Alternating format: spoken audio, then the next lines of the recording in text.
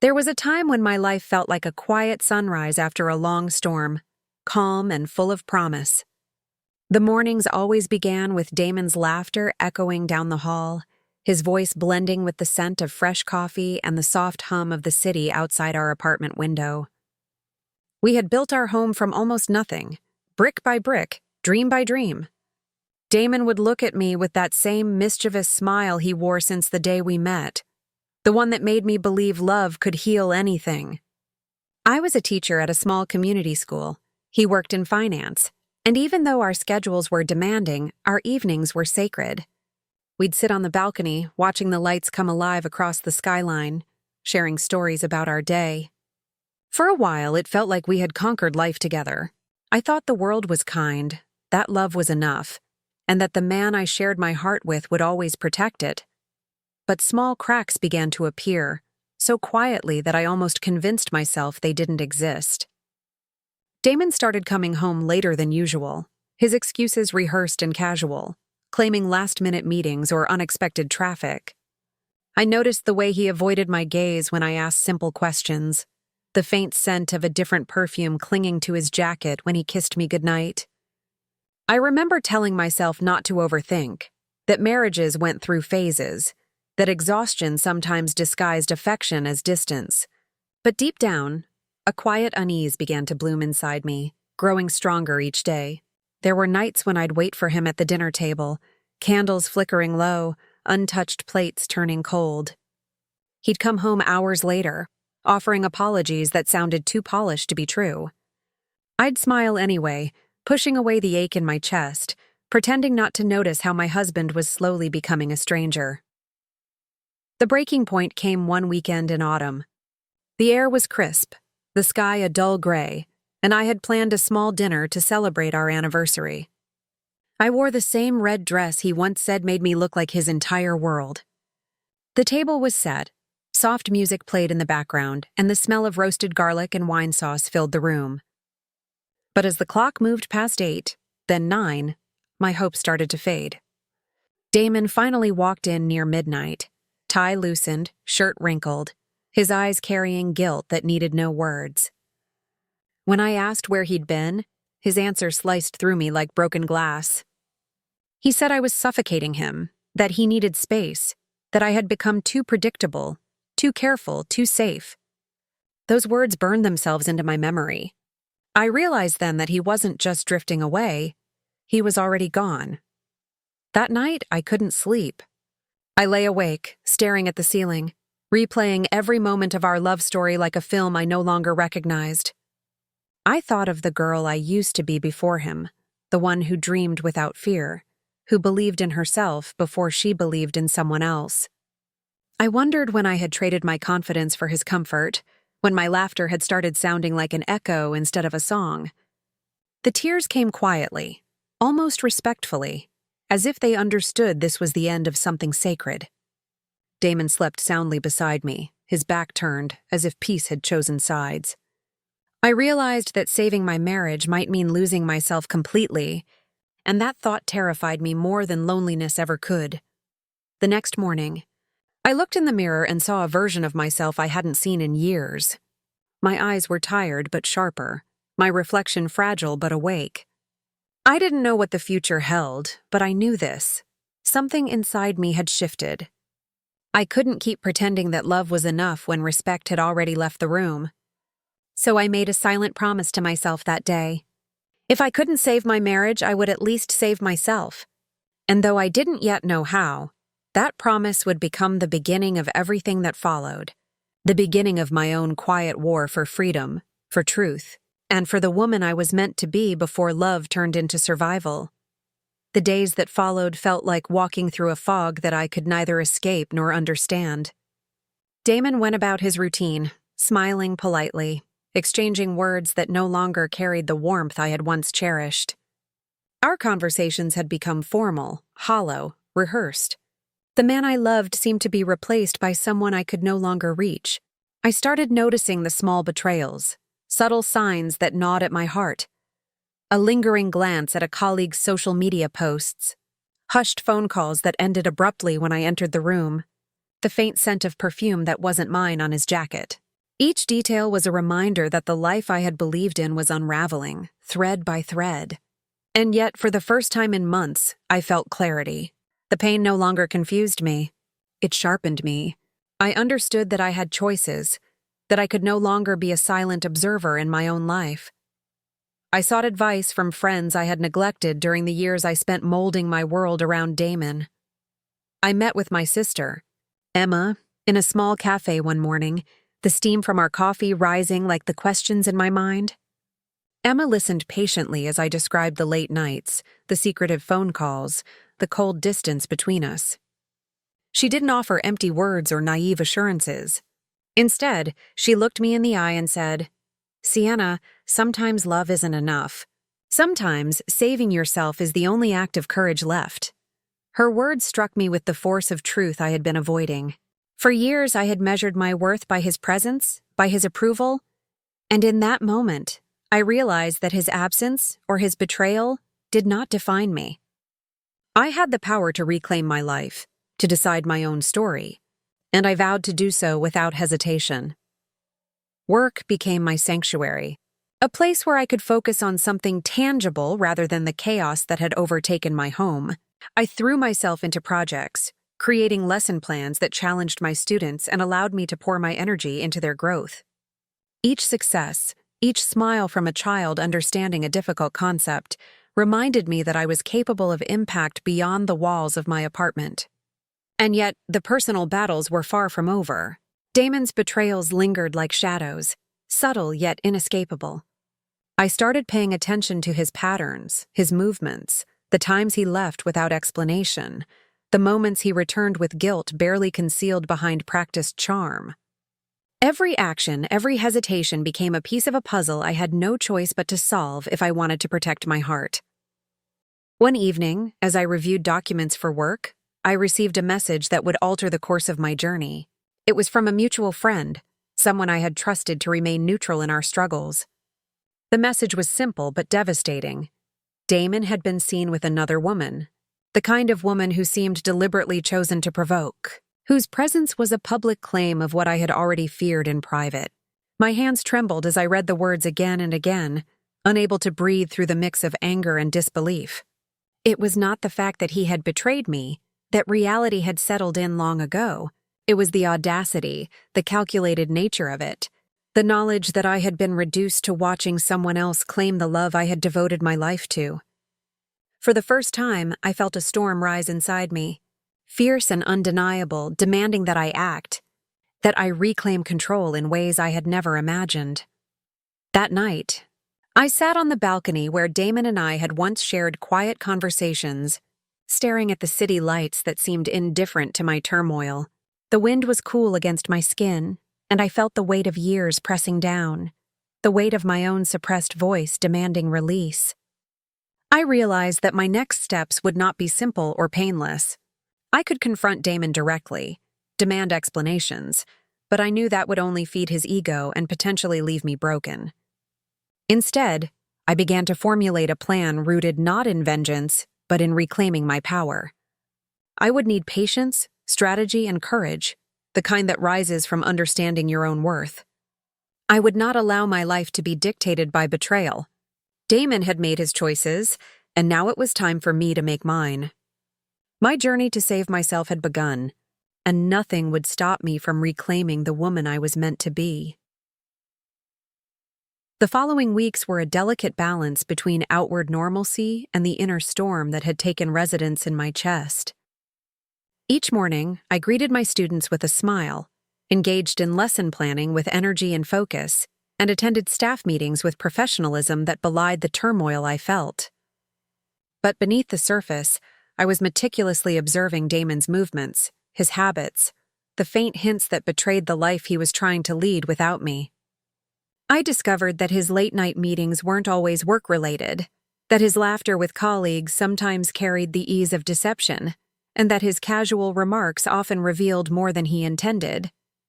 Every subtle sign became a thread I could pull, a piece of evidence that I could use not for revenge, but for the ultimate liberation of my own heart. I began documenting everything, keeping a private journal where I recorded dates, times, conversations, and even the smallest gestures that spoke volumes.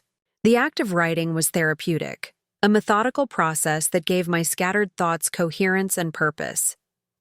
I realized that in the past, I had allowed my emotions to dictate my decisions, letting love blind me to reality. Now, I was reclaiming that clarity, turning pain into strategy, heartbreak into insight. My mind became a battlefield where reason and emotion waged war.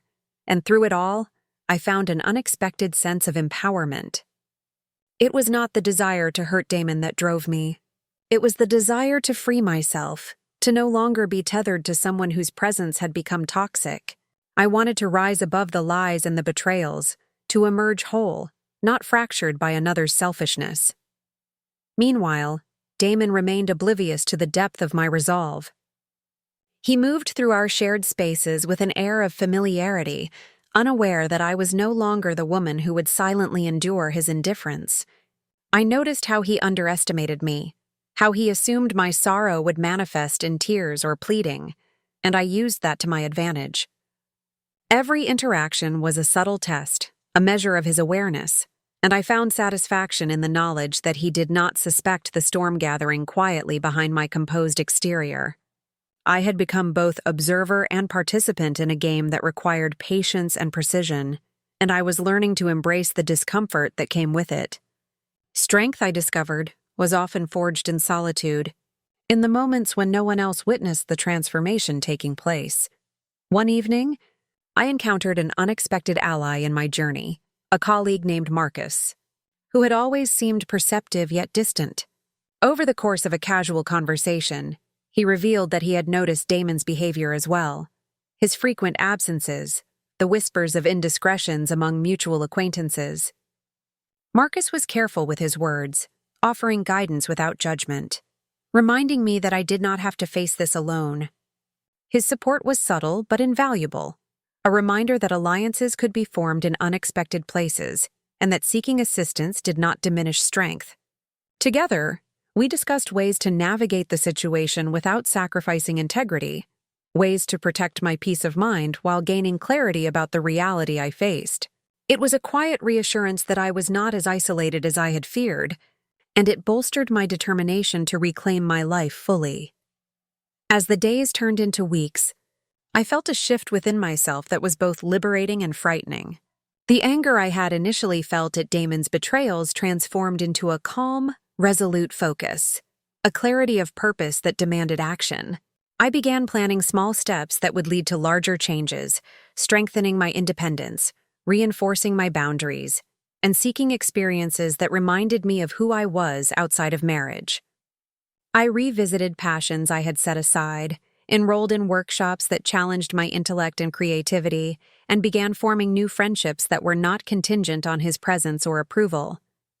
With each decision, I felt layers of fear and doubt peel away, replaced by a growing sense of self-possession. I knew the journey would not be easy, that confrontation or emotional turmoil might be unavoidable, but I also understood that the most important victory was over my own insecurities and dependence. In that understanding, I found the courage to move forward, to take ownership of a life that had always belonged to me, even when I had been too blind to see it. The transformation within me became undeniable.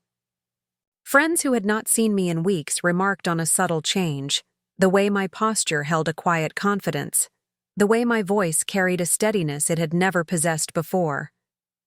Damon, however, remained a man trapped in his assumptions, believing that I was still the fragile woman he could manipulate or dismiss with a shrug. He did not see that my patience was no longer submission, that my kindness was no longer naivete, and that my love had transformed into strength.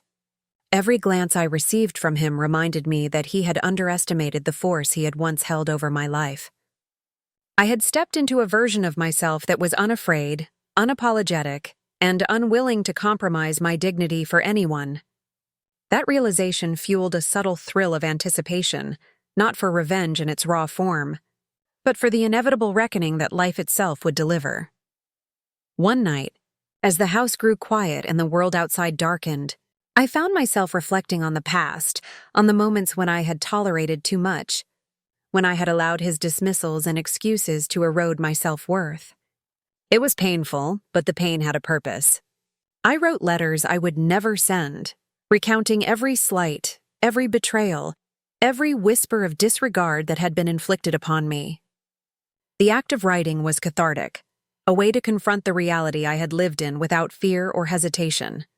It was here, in these solitary moments, that I realized the depth of my own resilience. I had endured more than I thought possible, and yet I had survived, intact and emerging stronger than ever. The realization was both terrifying and exhilarating, because it meant I no longer needed validation from anyone, not even from Damon. My life, my choices, my future were entirely mine. Meanwhile, Damon began to notice changes, though he could not identify their source. His casual remarks were met with calm, deliberate responses, his teasing attempts with polite indifference. I saw the flicker of confusion in his eyes, the subtle unease that came from encountering a woman who no longer fit into the role he had written for her. I realized then that the power dynamic had shifted completely, and it was not because I had sought to dominate him, but because I had reclaimed myself. He did not understand that my strength was not a weapon against him. It was a shield around my own spirit. Each interaction became a dance of quiet awareness, a test of control and composure, and I found a strange satisfaction in the knowledge that I had become untouchable in ways he had never anticipated. The next turning point came unexpectedly, in the form of a social event that Damon had assumed I would attend out of habit, out of obligation to our shared circles. I went, not as the woman who had once waited for his approval, but as a confident individual fully aware of my own value. I noticed the way others looked at me, the way acquaintances whispered, recognizing the change that even Damon could not deny. Throughout the evening, I navigated conversations with grace, asserting boundaries without confrontation, smiling without weakness. I could see the frustration building within Damon, the subtle tension that grew with every interaction I had that did not revolve around him. And in that moment, I understood something vital. This was not about him at all. The lesson I had learned, the growth I had achieved, was for me and me alone. His discomfort was merely an echo of the balance that had shifted. By the end of the night, I returned home with a sense of calm victory. The storm of doubt, fear, and sorrow that had once defined my life had been replaced by clarity, empowerment, and a commitment to self-preservation. I had confronted my own weaknesses, embraced my vulnerabilities, and transformed them into tools for independence. Damon's role in my life was no longer central. He had become a backdrop to the story I was writing for myself. Every step I had taken, every calculated decision, and every quiet moment of reflection had led to this point. A woman who had been deeply hurt, but had not been broken. The realization was liberating, and as I lay in the quiet of my bedroom, I allowed myself a long, deep breath, knowing that the next stage of my journey would not be dictated by anger or retaliation, but by the undeniable power of a life reclaimed and a spirit that would never again be diminished. The following weeks were marked by a newfound freedom I had never before experienced. I no longer measured my happiness by Damon's approval or by the illusion of a perfect marriage. Each morning, I woke with a quiet anticipation of my own choices, my own plans, my own life unfolding in ways I had once only dreamed of.